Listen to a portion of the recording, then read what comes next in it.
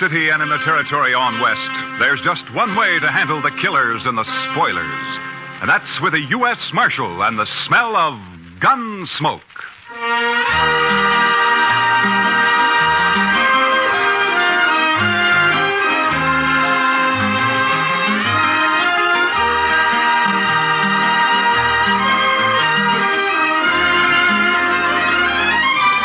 Gunsmoke, starring William Conrad. The story of the violence that moved west with young America. The story of a man who moved with it. Matt Dillon, United States Marshal.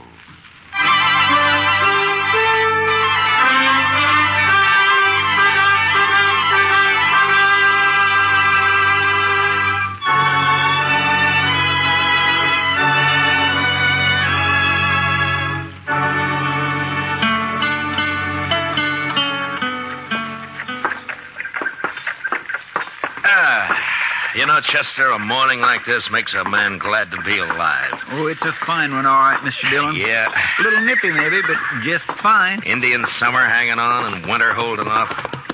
You know, Chester, this time of year, I wouldn't trade western Kansas for everything east of the Mississippi.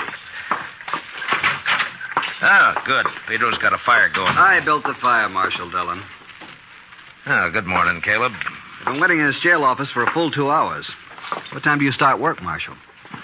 You know Caleb Andrews, don't you, Chester? Oh, yes, indeed. How are you, Mr. Andrews? Marshal, I have an order here from the U.S. District Court. I believe it's your job to serve such orders. Yeah, it is. I don't get them often, though. Order of foreclosure and eviction on Ed Blake. Why are you doing this to Ed, Caleb? The man borrowed money from me. Gave me a mortgage on his farm and household effects. He can't pay it. Why do you think I'm doing it? It only came due 3 days ago. You sure didn't waste any time. I'm not interested in your opinions, Marshal Dillon. Yeah, amount of the mortgage. $420. What do you need with $420? You own half of Ford County now. Marshal, it's not your place. You know as well as I do why Ed Blake can't pay this off. His horse rolled on him last spring and broke his leg. And his wife and kid nearly broke their backs trying to get a crop out. I didn't come here to listen if to you let this ride on through the winter, you'll get your money out of it. If you go ahead and foreclose now, you'll wipe him out. Marshal, I already have foreclosed. You would break a man for $420 you don't even need, huh? As I said, your opinions don't interest me. All I expect from you is to serve these papers. All right, I'll serve them. You'll notice they're to be served today. I said I'd serve them. Now get out. What? This office belongs to the United States government, and as far as I know, that's one thing you got no mortgage on, so get out. You may find I have some influence in Washington, Marshal Dillon. Then see if you can get me a decent salary for this rotten job of mine. It sure was a fine morning, Mr. Dillon. Yeah, it was. All right, Chester, let's saddle up.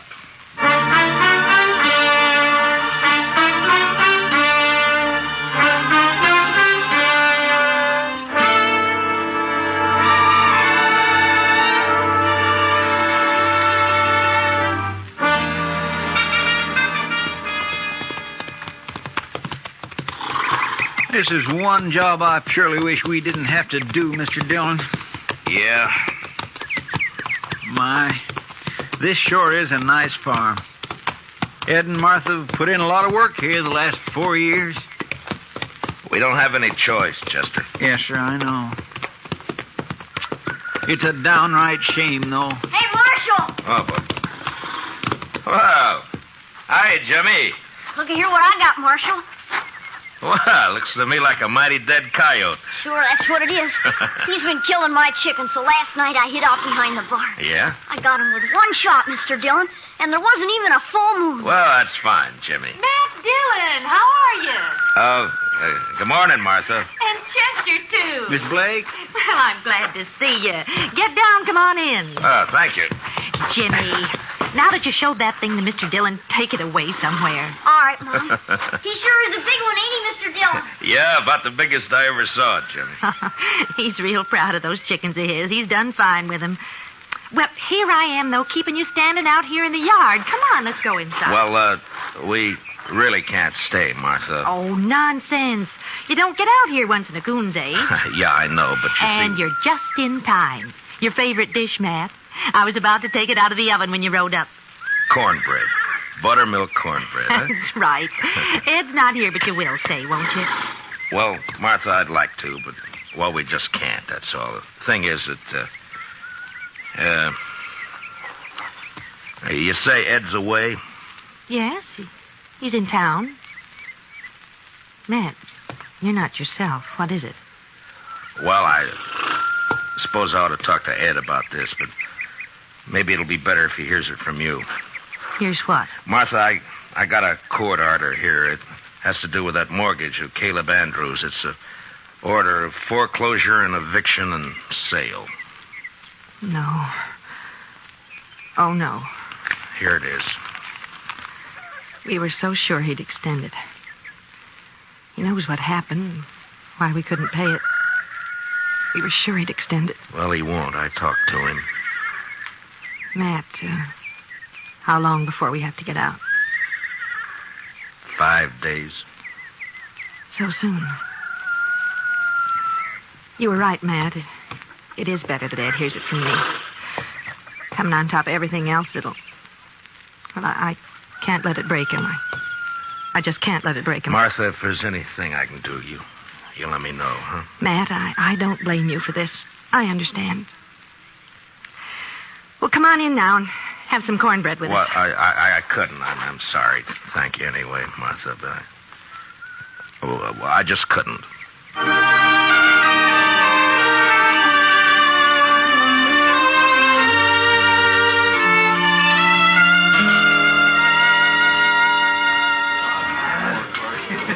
Matt, you've looked low all week. Oh, it's just things in general, Kitty. Sometimes you get to wondering if it's all worth it or not. The Blakes, huh? Chester was telling me. Chester talks too much. It's not your fault, Matt. Somebody had to serve the order. Somebody has to be hangman, too. Life's never all good, Matt. There's always a little bad in it. Well, in my job, it's more than a little. Try making your living sometime as a dance hall girl. Yeah, I guess. But when you gotta go out and boot somebody like the Blakes off their land and out of their home, then you start wondering what's right and what's wrong, that's all. Well, if you find out, Matt, let me know. I've always... Oh, there you are, Marshal. I stopped by the jail. Well, all right, Caleb. What's on your mind? That Blake family, Marshal, they were supposed to vacate today. Well, they haven't done it. I rode by there a little while ago. According to the court order, they got until sundown. But they haven't made the slightest preparation to... Marshal, I believe I'd prefer to discuss our business elsewhere than in the presence of this... Easy, Caleb. Matt, I'll go. Caleb, you're going to apologize to Miss Kitty right now. No. Apologize? If you think I'm going to apologize to this cheap little baggage who's in it... Matt, you shouldn't have done that. Finnegan, take him outside and throw some water on him. Yes, sir, Marshal. Why not, Kitty? He had it coming to him. He'll do everything he can to hurt you now. He'll take it out on the Blakes, too. Yeah, maybe. Look, Kitty, I just got an idea. I'll see you later. All right, Matt.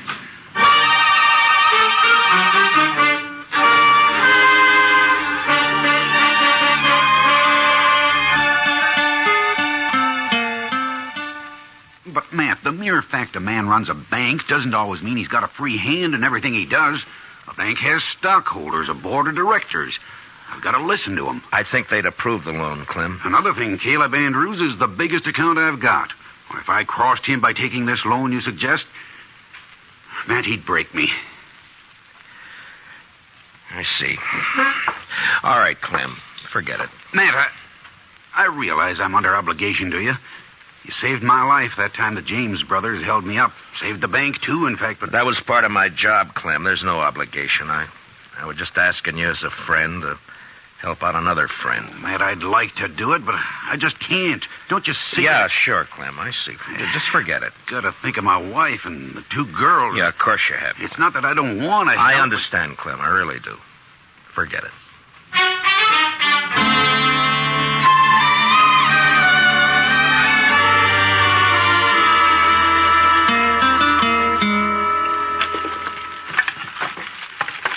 There. That ought to hold it a while. That fire feels kind of good, Mr. Dillon. It's getting chillish out tonight. Yeah, I guess we better have Pedro lay in some more wood. Yes, sir. When winter sets in, it always makes you feel good to know you got a warm place to hole up. Be mighty rough not to have a... not to... Yeah, I was thinking of the same thing, Chester. You suppose they vacated this afternoon? I don't know. We'll ride out there in the morning and find out. Sure is a shame. It's just too bad that... Come in. Can we bother you, Matt? Ed! Oh, come in, Martha. Well, hiya, Jimmy. Come on up to the stove, folks. Come on. Matt, the fact is that we kind of like to impose on you for tonight. We haven't got any place to go, no money. Wondered if we could sleep in the jail tonight. Oh, sure, Ed.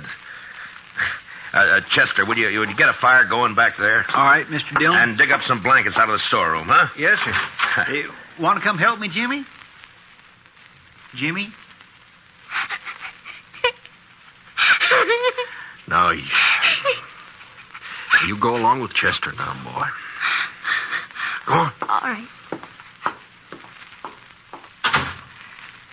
He doesn't understand all this, Matt.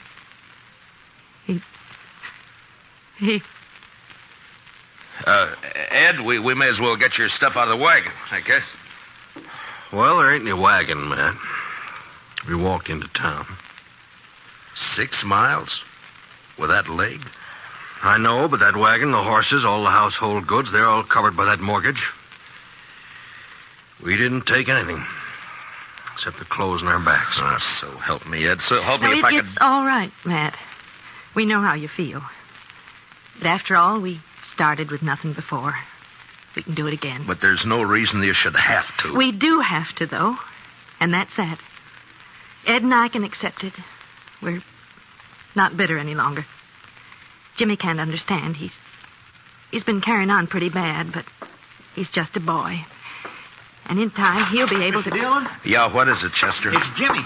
He grabbed a rifle from off the rack and took out the back way. I couldn't stop him. What? But where on earth's he going? I think I know where he's going. And heaven help Caleb Andrews if we don't catch him.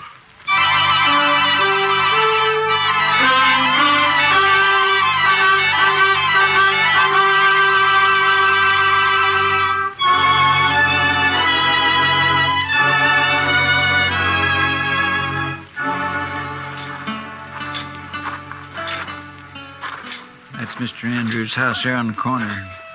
Looks dark, Mr. Dillon. Yeah, he may not be home. I sure hope he isn't. No sign of the boy around. Reckon he broke in the house, Mr. Dillon? Maybe. Anyhow, it's 10 to 1. This is where he headed for. His mother said he was real upset about it, and it's just like a kid to... Chester? There's somebody back of that tree up there on the left. Yeah. Think it's him? I don't know. Just keep on walking. Yeah, it's him, all right. I can see the moonlight on the rifle barrel. Will we try to rush him, Mr. Dillon? Well, not unless you're thinking of suicide. I'm going to talk to him, Chester. Jimmy? It's me, Matt Dillon. Go away, Mr. Dillon. Better go away now. Don't bother me. I can't do that, Jimmy. You're a friend of mine, and I figure you're waiting here to do something that you'd be sorry for, and I can't let you do that. Nothing you can do about it, Mr. Dillon. I got a gun here, and I'm going to kill him. You go away now and leave me alone. Jimmy, I know how you feel. I don't like Caleb either, but killing him's no answer. You folks feel bad enough already. Think how it would hurt him if you did. Stop, Mr. Dillon. Now stay where you are. Don't come any closer. I have to, Jimmy. It's my job. So if you're going through with this, I guess you'll have to kill me first. No, Mr. Dillon. Now stay back. I'm sorry, Jimmy. I don't have a choice. But you do. No. I couldn't shoot you, Mr. Dillon. You know that. Sure. I knew you couldn't. I kept waking up nights and hear Mom crying.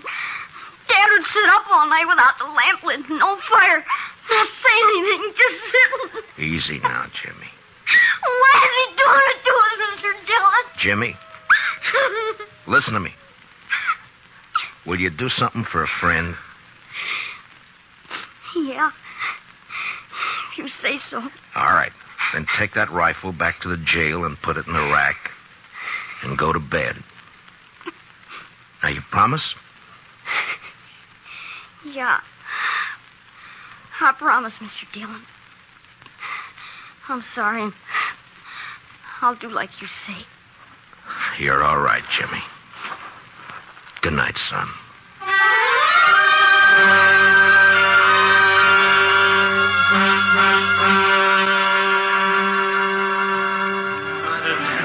I could have told you Clem Bates wouldn't do anything, Matt. He wouldn't dare. He'd be scared Caleb would take his money out of the bank. Yeah, that's about what he said. I don't know, Kitty. I've done everything I could possibly think Oh, the of. worst of it is everybody in town's just as scared of Caleb as Clem is. I doubt if they'll even have the nerve to bid against him at the sale. Yeah, I know. He'll probably get the place at not much more than the amount of the mortgage. $420. Matt, I've seen more than that change hands across a poker table here in one deal. You think that's all it takes? I beg your pardon, Miss Kitty. Oh, of course, Jack. I'm not usually one to eavesdrop on people, but I have been listening to you, too. Jack, have you met Marshal Dillon? No, I haven't had the pleasure. The reason I butted in, Miss Kitty, I heard you talking about these people losing their home. I don't know this fellow Blake. He's never done any business over my table and probably never will. No, I don't think he's ever been in here. And I don't know if this will make sense. But the thing is, I left home when I was 10 years old, and I've been drifting ever since. When I see somebody like this Blake that sticks it out and works and fights and gets a raw deal. Well, what I'm getting at, here's $50 if that'll help him any.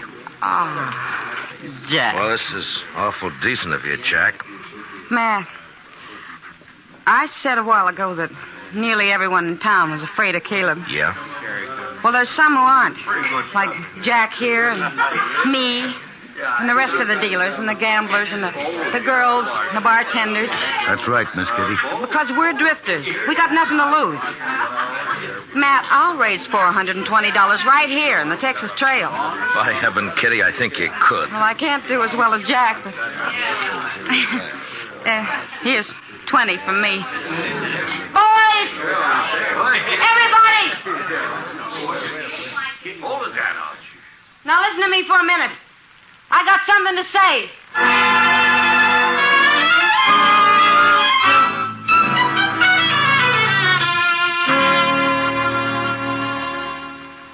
He's sure taking his time getting here, Chester. Well, I told him what you said, Mr. Dillon. Well, that ought to bring him on the run, if anything will. Anytime Caleb figures he's about to lose $1 or $2, it's hitting him where it hurts. The Blakes turned in for the night? Yeah, I guess so. It's been quiet back there for the last few. Marshal, what's this all about? Well, shut the door, Caleb. We're trying to keep it warm in here. Would you mind telling me why I've been called over here at this time of night? Yeah, sure. Here's $420. The Blakes want to pay off the mortgage. They do they? The court costs up to now will probably run about $10. I'll pay that myself. That's mighty generous of you. Well, good night, Marshal. Is it a deal, then? I am not the least bit interested in having that mortgage paid off, Marshal Dillon. The Blake farm is worth about $2,000 now, and in 5 years it'll be worth 3 times that much.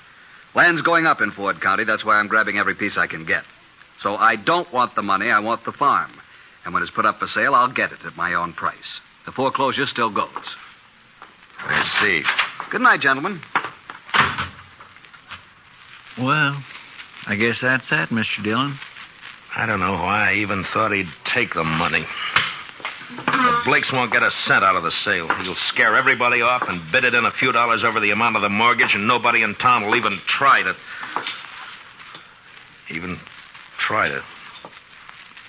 Try to what, Mr. Dillon? Chester, I'm going over and wake up Clem Bates. I got an idea, and if it works, we'll hold that sale at noon tomorrow. That's pretty short notice to find an auctioneer. I don't need an auctioneer, Chester. This one I'm going to run myself.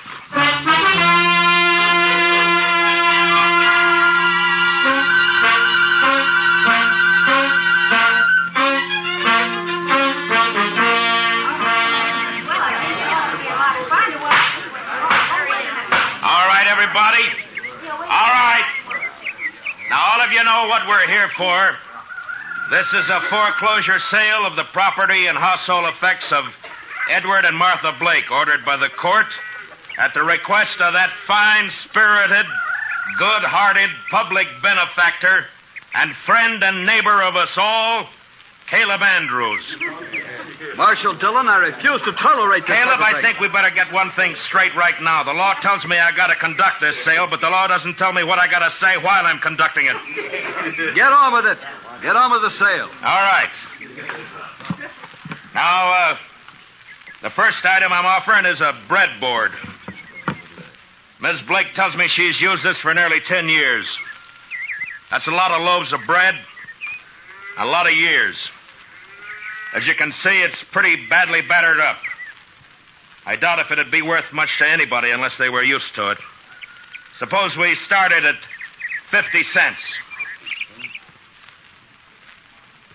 Is there anybody here low enough to bid 50 cents for Mrs. Blake's breadboard? How about you, Caleb? I'm not interested in the item. Get on with the sale. Anybody else? No? All right, then. The second item. It's a crib. Now, you'll notice it's handmade. Rough construction. Never been painted. And it's been well used. Ed built it himself 12 years ago, just before Jimmy was born. There are teeth marks all over the slats here, but that doesn't really hurt anything. There are Marshal Dillon, may I suggest you lump the household effects together and offer them as one bulk item? I'm sorry, Caleb. I'd rather offer them one at a time. Unless, of course, you'd care to waive all claim to the household effects and withdraw them from the order of foreclosure. I waive the claim. The household goods are withdrawn. Now get on to the house and land. So ordered. Now, the item offered is 160 acres of tillable land, a 4-room house, and a barn. I won't read through the description. You all know the property. It's a good farm. The amount of the mortgage is $420, held by Caleb Andrews. All right, the bidding's open. What am I offered? $450. I have $450 from Caleb Andrews. Do I hear another bid? Oh, the farm's worth $2,000. You're going to let him have it for $450? How about another bidder? Mr. Dillon? Yeah, what is it, Chester? Well, I've been thinking some lately of getting me a little place like this and settling down. I'll bid $1,000. I have $1,000. Do I hear another bid? It's a trick. He doesn't want this place. $1,000. Going once. $1,200. Caleb Andrews bids $1,200. What do you say, Chester? Well, sir, I think I kind of like this farm. $1,500. This is ridiculous. The bid is $1,500. Going once. Going twice. $1,600. $1,600 from Mr. Andrews. Chester? $8,420. He never had that much money in his whole life. Do I hear another bid? Oh, what do you say, Caleb? Do you think I'm a fool? Going once, going twice, sold. The Chester Proudfoot for $8,420. The buyer will come forward and complete the sale. Don't you worry none about me, Mr. Andrews. I got it right here. There's $8,000 in $500 bills, and here is the $420. Where did you ever get that much in cash? Well, I save my pay, Mr. Andrews. Then, of course, I drink just mostly beer. It adds up after a while. Caleb, I guess $420 of this is yours. And that takes care of the mortgage. Well, Ed, looks like you made a pretty fair profit on the place. A lot better than I expected. Here's Matt. your money. Thank you, Matt. But I tell you, I'd still rather have the farm than the money. Well, now, I've been sort of thinking it over, Mr. Blake. Maybe I kind of lost my head. But when you come right down to it, I don't know what I'd ever do with a farm, so if you'd like to buy it, I'll take a $420 loss and sell it back to you for $8,000 cash. Done. Here's your money. This is unheard of. They can't do it, Marshal. Well, as far as I know, there's no law against a man selling his own property. Now, the way I see it, Mr. Andrews, is right this minute you're a trespasser on my property. Come on, let's go. Let go of me, Gracie. Who do you think you're landing? Chester, you better get that $8,000 back to the bank. Clem Bates is probably worrying himself into a breakdown for fear somebody will find out that he let us have it. All right, Mr. Dillon, I'll see you in town later. Yeah. Oh, Matt, I don't know how we can ever thank you for what you've done. Not me, Martha. Thank the bunch that work at the Texas Trail. You know, they're bums and drifters, most of them. But when Kitty told them the story, they really came through. We'll pay it back, Matt, every cent of it. And, well, that girl, Kitty, I guess I've said some hard things about her in the past, but... Matt, will you ask her to come out to dinner some afternoon? What? I'd like to thank her myself. Sure, Martha. I'll ask her. And I think she'll appreciate that more than you'll ever know.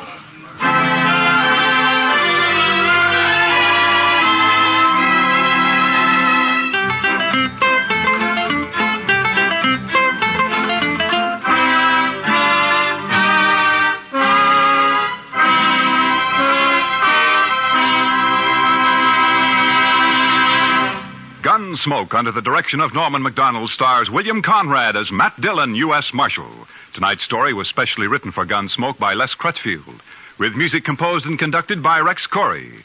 Featured in the cast were Harry Bartell, Paula Winslow, and Richard Beals, with Joe Duvall, Lawrence Dobkin, and Jim Nusser. Parley Bear is Chester, and Georgia Ellis is Kitty. Gunsmoke is heard by our troops overseas through the facilities of the Armed Forces Radio Service.